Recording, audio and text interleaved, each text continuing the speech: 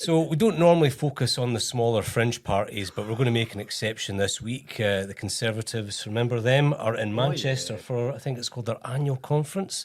Now, basically, to cut a long story short, they're trying to out-reform reform. I mean, they've got this policy of pulling out of the ECHR. Robert Jenrick has been bashing judges. And now they've tried to pivot to the economy, saying that they're the party of economic credibility, even though that they drove the economy in a ditch when they were last in power. Smitty, I mean, are the Tories dead or are they just dying? I think they're almost there in terms of the dead frequency. And if ever a political movement deserved a swift death, then it's the Tories. People forget, I think, because Kemi Badenoch's quite an impressive figure in many ways, you know what I mean? But the party represents a way of looking at the world and an economic theory whose time is simply gone. There is no justification anymore, really, for the Tories. They only really existed as a party because they managed to convince a lot of working class people that the interests of the super rich were also their interests. And that's why they've managed to be a major electoral force in UK politics for so long. That was always a lie. It was always a complete fabrication. And now they're getting their just desserts. I think I'll happily dance on their grave when the inevitable happens. So, Doug, in terms of the Express, are you ready to give the corpse the kiss of life, or are you going to walk past the body and move to reform? Well, first of all, I wish you'd come off the fence sometimes, Smitty. You know, just say what you feel now and again. Well, sorry. But I think it's well to kind of dismiss, the Tories' history here in such simple terms. We're talking about probably the most successful political party in Western history, maybe. But right now, things look really, really grim for them. They're losing support from the right and to the comparative left. They're just between a rock and a hard place, and we see it all over Europe when traditional centre right parties try and outright a new kid on the block. It doesn't work. Why vote for the Diet Coke version when you've got the full fat thing there? So it's very hard to see where they go from here.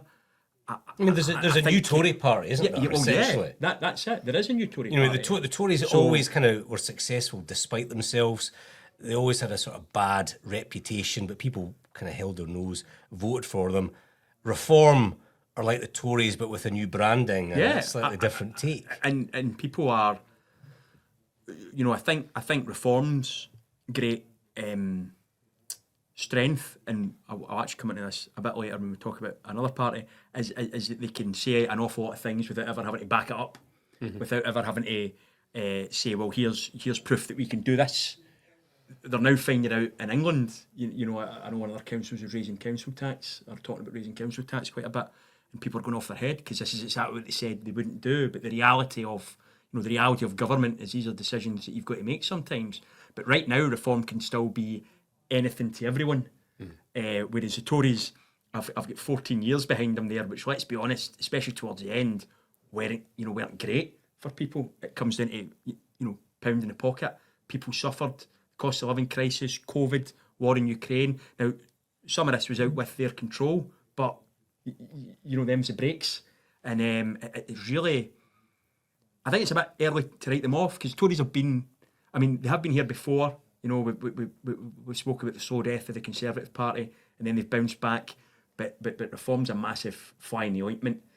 But I kind of longer term or longer to medium term, once if reform do get into positions where they can make decisions, where they are in power, where they do need to make these tough decisions, if reform aren't up to it, then the Tories, they're quite a slick machine, may yet make a comeback. But right now, it's really grim, and what we're watching, it's historically really significant because the Tories have been a political party for 300 years here. It's quite spectacular. It is. I think though I've said this before, but I think people are sort of writing off as an impossibility, but I think the maths make it an absolute probability, is that Reform and the Tories will form some form of alliance, some sort of coming together, because the maths doesn't really work for either of them to get to Downing Street if they tear each other to bits. So I think that will drive them together in some way. Do you think? I reckon that, like, while Reform are ahead in the polls, say they're like 4 or 5 ahead of Labour, would Farage touch the Tories? He might just think they're so reputationally damaged that he might, on his own, just sneak a win at the general election. I just don't think there's a route to number. I think Reform could well end up the biggest party of the next election. I mean, it would be silly to say that couldn't happen. But the route to number 10 for him, if you look at winning a large number of constituencies, is really difficult unless they do a deal with the Tories, that the Tories take the south, Reform take the north, or they don't start. They come to some formal pact in a way where they both stand as a unified right wing group. I think that's the only way that the Tories will cling on to power. But what we've learned for the Tories before, as Dougie says, they're nothing if not ruthless in their pursuit of power. And I think they'll probably get rid of Badenoch, but then I think whoever comes in will reach out to Farage, and I think Farage will see the sense in an electoral alliance come the next election, and that'll be quite a formidable alliance if it does arrive.